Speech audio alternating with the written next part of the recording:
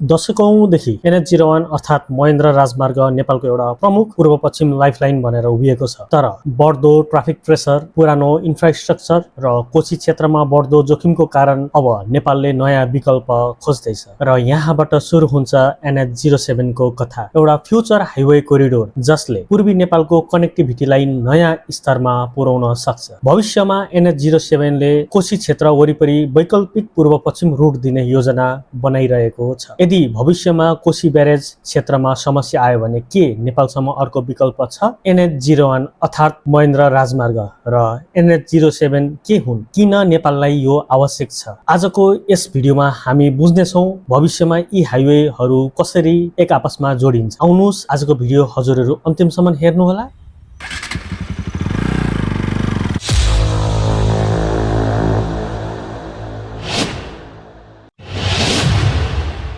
आज हामी जुन नेसनल हाइवे 1 अर्थात् महेन्द्र राजमार्गमा सजिलै यात्रा गरिरहेका छौँ, एक समय यस्तो पनि थियो जब नेपालको पूर्व र पश्चिम सडक मार्फत राम्रोसँग जोडिएको पनि थिएन।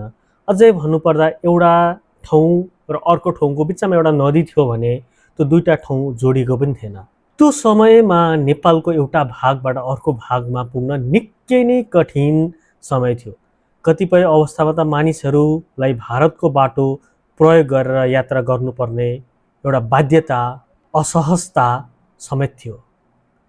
यही चुनौतीलाई समाधान गर्न तत्कालीन राजा श्री महेन्द्रले 2018 साल मङ्सिर 3 गते पोखरामा एउटा भव्य सभामा एउटा उद्घोष गर्नुभयो कि पूर्वदेखि पश्चिमसम्म एउटा राजमार्ग बन्नेवाला छ र त्यो हामी नेपाल र छिमेकी राष्ट्रहरूको सहयोगमा बनाउनेछौँ। र त्यही पूर्व पश्चिम राजमार्ग निर्माणको अवधारणालाई अगाडि बढाइयो।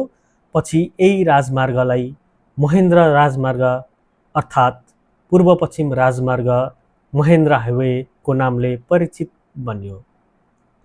नेपालको तराई क्षेत्र हुँदै पूर्वदेखि पश्चिमसम्म देशलाई एउटै सडक सञ्जालमा जोड्ने यो परियोजना नेपालको इतिहासकै सबैभन्दा ठुलो इन्फ्रास्ट्रक्चर प्रोजेक्ट मध्ये एक मानिन्छ।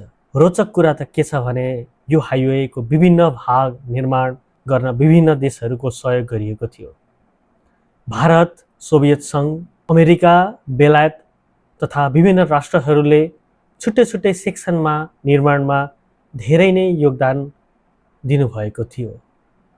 समयसँगै यो हाइवे नेपालको सबभन्दा महत्त्वपूर्ण ट्रान्सपोर्ट कोरिडोर पूर्व पश्चिम राजमार्ग बन्यो।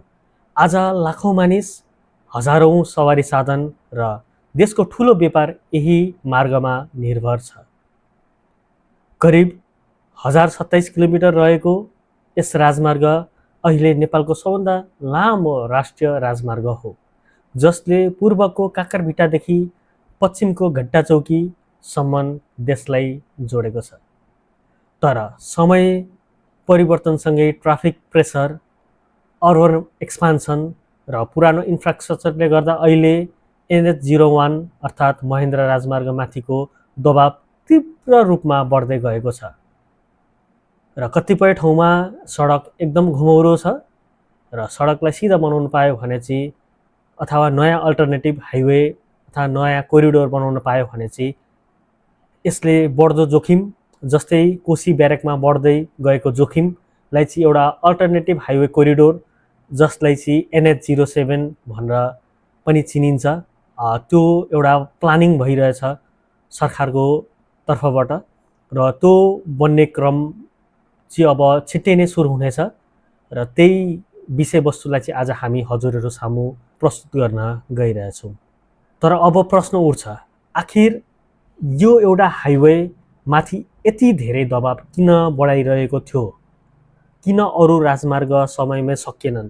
हुन त पूर्व पश्चिम राजमार्गहरू पनि बनेका छन्, जस्तै महेन्द्र राजमार्गभन्दा पुरानो थियो हुलाकी राजमार्ग, पछि चुरे अथवा चुलाचुली राजमार्ग जसलाई चाहिँ मदन भण्डारी राजमार्ग सुरु गरिएको राजमार्ग पनि बन्ने क्रममा छ। अझ मध्य पहाडी लोकमार्ग जसलाई चाहिँ पुष्पलाल राजमार्ग भनेर पनि चिनिन्छ। यति धेरै चाहिँ पूर्व पश्चिम राजमार्गहरू छन्, तर किन चाहिँ महेन्द्र राजमार्ग मात्रै चाहिँ एउटा लाइफलाइन बनेर अहिलेसम्म खडा भइरहेछ र एकछिन पनि कतै चाहिँ बाटो बिग्रियो भने, कतै ट्राफिक एकदम हाई भयो भने यसले देशको अर्थतन्त्रलाई कसरी चाहिँ एकदम डामाडोल बनाउँछ त्यो त हजुरले धेरै न्युजहरू सुनिराख्नु भएको छ। र त्यही विषयमा चाहिँ आज हामी पूर्वको कोसीमा रहेको जुन कोसी ब्यारेज छ एकदमै पुरानो भइसकेको छ, करिब 70 वर्ष नागिसकेको छ र यसको लाइफ लाइन पनि सकिसकेको छ। कुनै दिन भीषण बाढी आएको बेला भत्किन पनि सक्छ, त्यसको कुनै टुङ्गो छैन, कुनै ग्यारेन्टी छैन। र त्यो भत्केको दिन नेपालले अथवा पूर्वी नेपालले कस्तो शास्ति भेट्नु पर्छ त्यो अवश्य पनि कसैले मेजर गरेको छैन र त्यसको अल्टरनेटिभ रुट पनि छैन। हुन त चतरामा एउटा बाटो बनिसकेको छ, तर त्यसले जुन अहिलेको ट्राफिक छ त्यसलाई थाम्न सक्छ त? यो प्रेसर थाम्न सक्छ? त्यसै कारणले अहिले एउटा नयाँ राजमार्ग अथवा नयाँ कोरिडोरको एउटा आयोजना परियोजना चाहिँ सरकारको तर्फबाट बनाइरहेको छ, जसलाई चाहिँ नेसनल हाइवे 07 को नाम दिएको छ। यसले चाहिँ तपाईको इटरी भन्दा अलिकति पश्चिममा रहेको झुम्काको कान्छीचोकदेखि एउटा रुट खोलेर सिधै कोशी वाइल्ड लाइफ रिजर्भसम्म लगिन्छ, कोशी खोलासम्म, अथवा माथि चतराबाट आएको झन्डा चोक हुँदै त्यो बाटो पुगिन्छ र अर्को इनरोबाट चाहिँ फेरि माथितर्फ लगेर त्यो तीनटा बाटो लगाएर जोडिन्छ र त्यो बाटोमा चाहिँ कोशीको 3 किलोमिटर लामो पुल बन्नेवाला छ। साथी हो, नेपालकै अहिलेसम्मको इतिहासमा सबभन्दा लामो पुल 3 किलोमिटरको पुल बन्नेवाला छ र 3 किलोमिटरको पुल सकेपछि पारी गएर कञ्चनरूपमा गएर सडक जोडिनेछ। यसले समयलाई पनि धेरै बचत गर्छ र हाइवे स्ट्रेट पनि हुन्छ। र आज हामी यही विषयवस्तुमा चाहिँ केन्द्रित भएर आज हाम्रो भिडियो प्रस्तुत गर्न प्रयास गरिरहेछौँ। हजुरहरूले अवश्य पनि यो कन्टेन्ट मन पराइदिनुहुन्छ होला र यो बारेमा खासै इन्टरनेटमा जानकारी पनि छैन, एकदमै बेसी रिसर्च गर्नु पर्यो यो बारेमा यसको डेटाहरू भेट्नको लागि। र हजुरहरू नयाँ हुनुहुन्छ भने चाहिँ च्यानलमा अवश्य जोडिनु होला। अब हामी डिटेलमा चाहिँ NH07 को बारेमा बुझ्न गइरहेछौँ र भविष्यमा NH01 अर्थात् महेन्द्र राजमार्गलाई चाहिँ NH07 सँग चाहिँ कसरी कनेक्ट गराइन्छ त्यो बारेमा हामी जानकारी पनि दिनेछौँ है त। ल सम्पूर्ण साथीहरू, अब चाहिँ हामी NH01 लाई चाहिँ NH1 यानी नयाँ बन्ने हाइवे NH07 जुनलाई चाहिँ चतरा भनेको तपाईँको यो एरियामा पर्छ, चतरादेखि चाहिँ ल्याएर चाहिँ कञ्चनरूपसम्म जोड्ने सडकलाई चाहिँ NH07 भनेर भनेको छ भने यो रातो मार्किङ ल्याएर ठ्याक्कै यहाँ ल्याएर यो निलो मार्किङसँग जोइन भयो र यहाँ चाहिँ 2800 लामो मिटर झन्डै 3 किलोमिटरको पुल बन्नेवाला छ र पुल शुद्ध गरेर चाहिँ 3 किलोमिटर भनौँ न, र यसलाई चाहिँ ल्याएर चाहिँ यो महेन्द्र राजमार्ग NH1 मा चाहिँ ल्याएर जोडिन्छ। अब कुरा गर्नु पर्दाखेरि यो इटरीको चोक र यसबाट लगभग अलिक पछाडि पश्चिम गएपछि यहाँ चाहिँ कान्छी चोक रहेको छ र कान्छी चोकदेखि चाहिँ एउटा यस्तो रुट खोलेर चाहिँ यो जङ्गल क्षेत्रलाई पार गर्दै त्यसपछि यो मुनिको भाग भनेको सबै कोशी टपु वाइल्ड लाइफ रिजर्भ भयो। यो सबै क्षेत्रलाई चाहिँ छिछोल्दै त्यसको माथिपट्टिबाट चाहिँ एउटा पुल निर्माण गरिन्छ जुन चाहिँ 3 किलोमिटरको हुन्छ र पारी गएपछि फेरि सडकलाई चाहिँ हल्का हल्का मुनि गर्दै गर्दै गर्दै कञ्चनरूप चोकमा लगाएर यहाँ चाहिँ जोडिन्छ। र कुरा गर्नु पर्दाखेरि किन कञ्चनरूपमा गएर जोडिन्छ भन्दाखेरि कञ्चनरूपदेखि कमला खोलासम्मको ठेका लागिसकेको छ र यो कमला खोला हो, यहाँसम्मको ठेका लागिसकेको छ भने यसको कार्य प्रगति पनि एकदमै राम्रो छ, लगभग 80% काम समापन भइसकेको छ।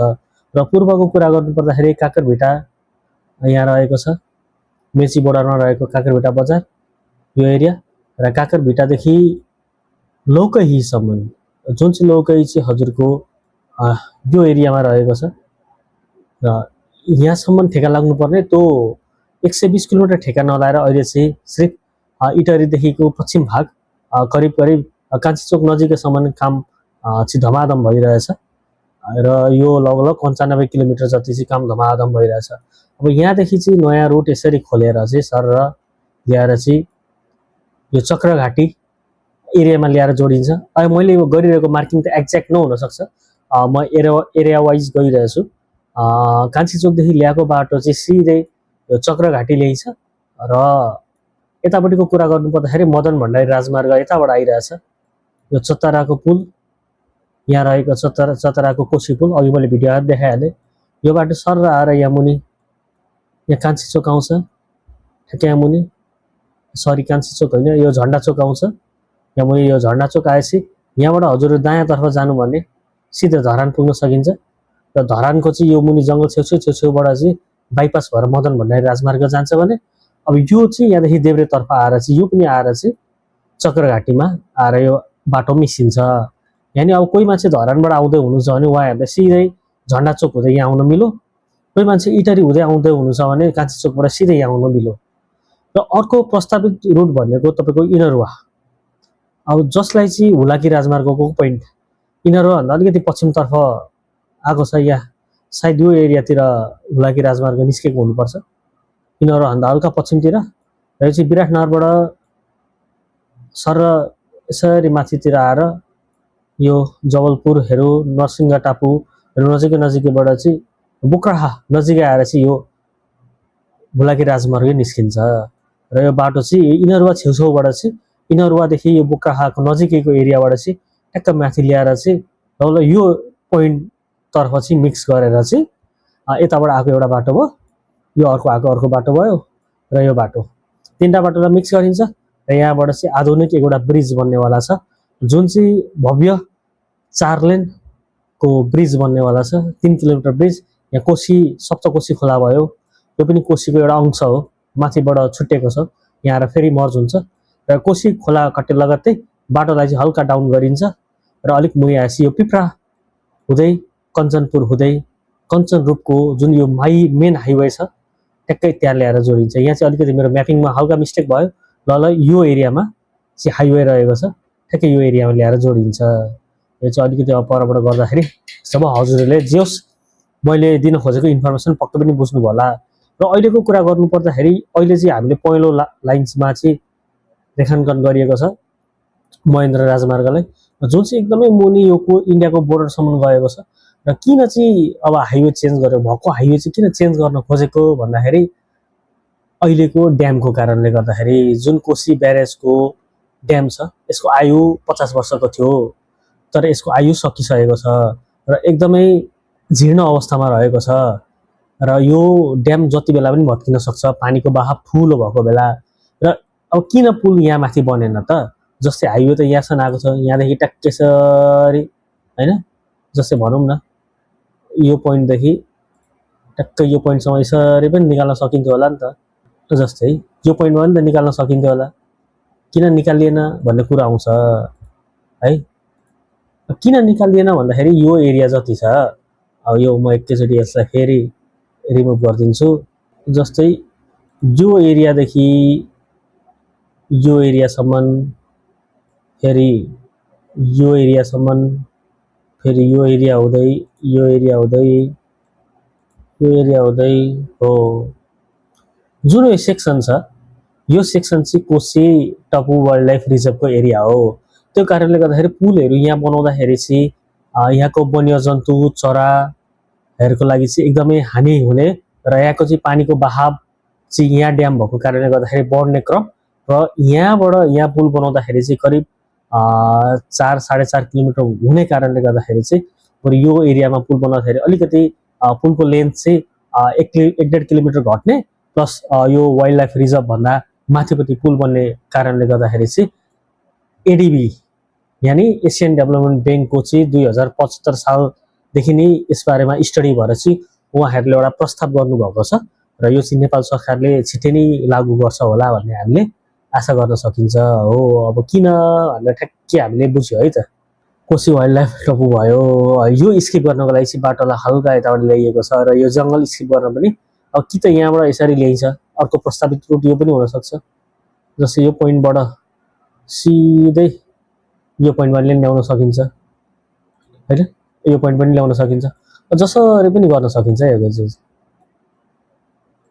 यो चाहिँ जसरी पनि गर्न सकिन्छ। जोस् अब NH07 भनेर चाहिँ हाम्रो चतरादेखि यो चक्रघाटी हुँदै यो कोशी वाइल्ड लाइफ रिजर्भबाट चाहिँ कञ्चनरूप निस्किने एउटा प्रस्तावित हाइवे हो, जुनको चाहिँ एक्ज्याक्ट अहिलेसम्म लोकेसन भनेर चाहिँ प्राप्त भएको छैन, तर यो एरियाबाट हो है भनेर चाहिँ एउटा प्राप्त भएको छ।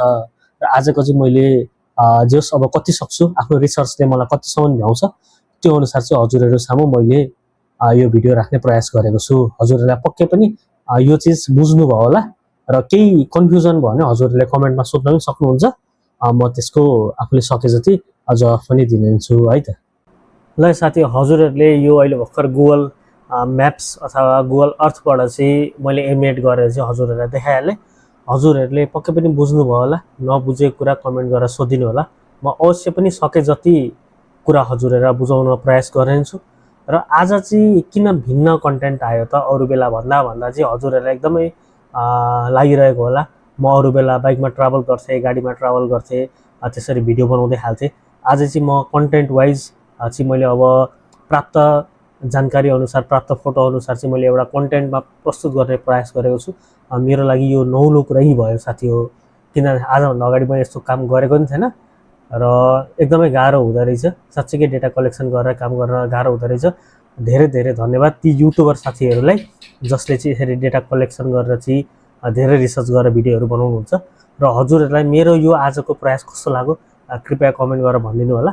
र भविष्यमा फेरि पनि यस्तै अरू रोडहरूको पनि जहाँ चाहिँ म ट्राभल गर्न भ्याउँदिनँ यसरी कन्टेन्ट बनाउन पनि मिल्ने रहेछ र हजुरहरूलाई त्यस्तो कन्टेन्ट चाहिन्छ भने कृपया कमेन्ट गरेर भनिदिनु होला। म अवश्य पनि सके जति बनाउन प्रयास नै गर्छु।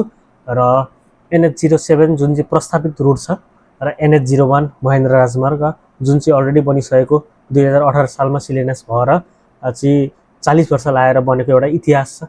हजुरहरूले धेरै भिडियोहरू देखिराख्नु भएको होला र हजुरहरूलाई त्यो बारेमा चाहिँ मबाट केही जानकारी चाहिन्छ भने चाहिँ अवश्य पनि म त्यो भिडियो राख्न प्रयासै गर्छु। हजुरहरूले कमेन्ट गरेर भनिदिनु होला।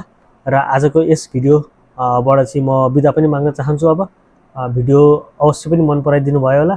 भिडियो मन परेको छ भने चाहिँ च्यानललाई सब्सक्राइब गरिदिनु होला भन्दै आजको यस भिडियोबाट म सचिन सेवकोटी हजुरहरू माझ बिदा पनि माग्न चाहन्छु। भिडियो हेरिदिनु भएको भए धेरै धेरै धन्यवाद। साथै जय नेपाल। पूर्वको बिहान सुनौलो उज्यालो शान्त छ बाटो मेरो मन चल्यो।